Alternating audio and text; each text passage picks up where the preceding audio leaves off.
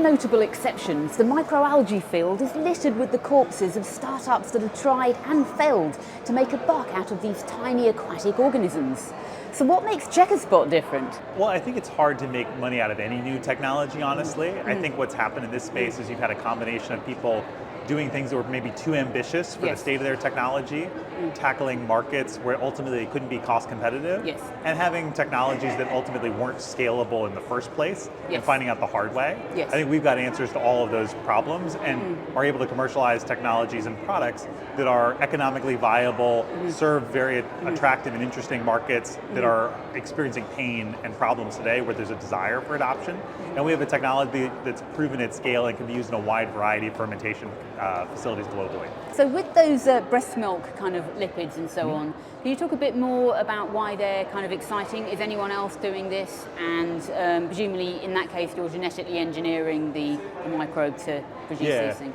Yeah, so in that case, to make something that's an exact replica for what's found in human breast milk, you're going to have to use genetic engineering to get to an end composition in a timely and cost-effective fashion. But the exciting part is if you look at the composition of this fat at a molecular level, it's a near perfect analog for what's found in human breast milk. And so if the outcome we care about is more healthier, happier babies, with less digestive upset or other issues, this is the best way to make infant formula as good as it can possibly be for those situations where breast milk is otherwise unavailable to an infant. So what are formula makers currently using when it comes to fats? So in that case, they'd be using a palm derivative if they were to include an ingredient like that at all.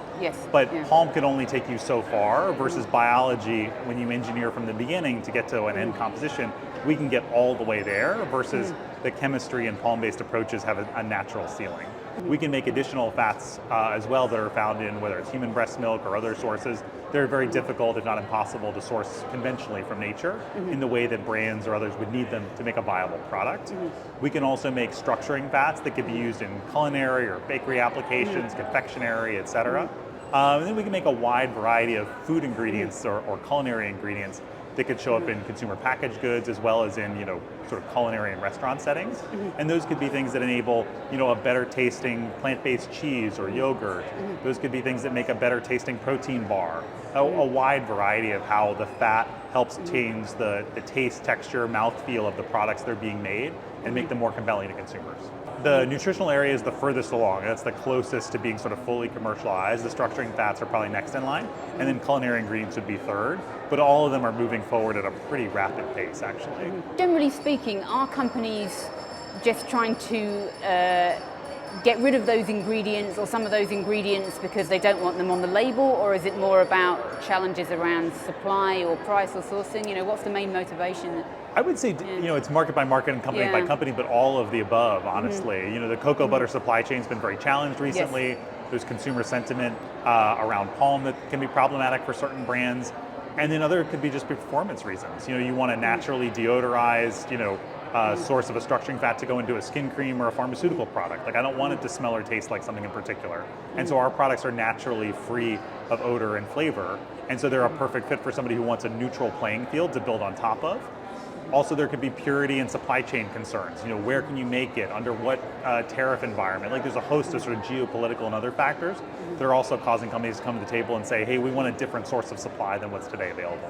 I think you could see the first things coming off our platform as early as maybe 2027, and then 2028 was where I think you'd see wider and wider availability as these things come online. Finally, do you see, there seems to be a few companies now that are using microbial systems to produce fats, and as you say, it makes sense to start with higher value ingredients, but do you see at any point it being viable to make commodity kind of oils or biofuels from these systems?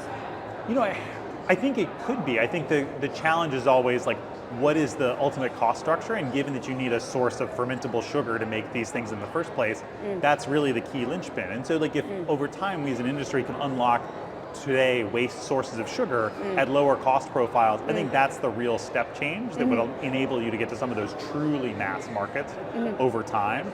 But there's a lot of market that's still available, even if you never get to biofuels. You're still talking about tens or hundreds of billions of dollars of market opportunity over time.